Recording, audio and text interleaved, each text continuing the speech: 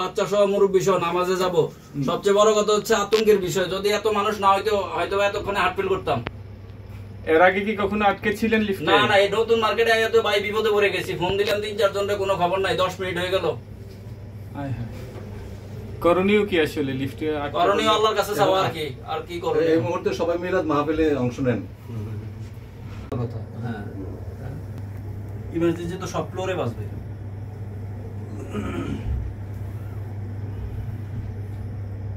মার্কেটে কি চলে এলো ওয়েট করে।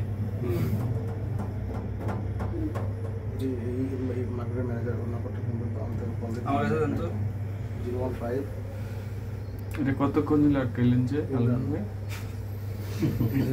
শেষ হইছে না, কতক্ষণ শেষ হয়ে গেল দেখেন। সাংবাদিক আছে 45 মোবাইল লাইভে যাব ভাই। এত মানুষ আছে দিকে ভরসা আছে, একজন হইলে ভয় হয়ে যায়। কি বইয়ে তো শেষে যেত ভাই।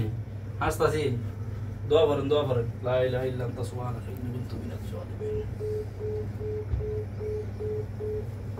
মোবাইলে বন্ধ হয়ে গেছে। আমি আমার লোকের ফোন দিয়েছি, বুঝছেন না? একা হইলে ভয় পেয়ে যেতেন।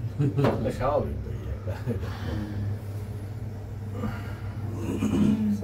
মোবারক ভাই, লিফট 4 এসে আটকে আছে, বুঝছেন?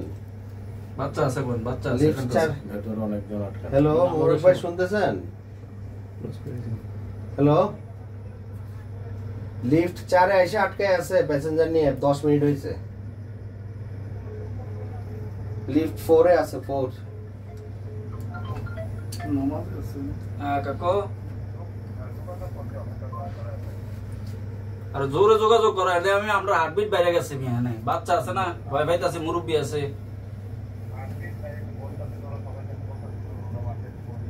নেশা বললো ঘুইলা লবেন দিয়া।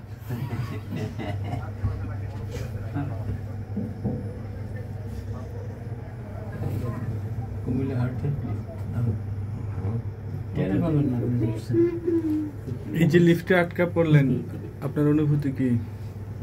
এই প্রথম আটকা পড়লাম, অনুভূতি মিশ্র। ভয় কাজ করছে? আপনি আছেন বলে ভয় কাজ করছে না, একা থাকলে ভয় কাজ করতো। কি কলটা যায়, কই ইমার্জেন্সি যদি থাকে তার কাছে যাবে না কলটা? এর এই যাওয়ার তো কথা, এসে কেউ ঘুমায় আর কি রোজার দিন। আমরা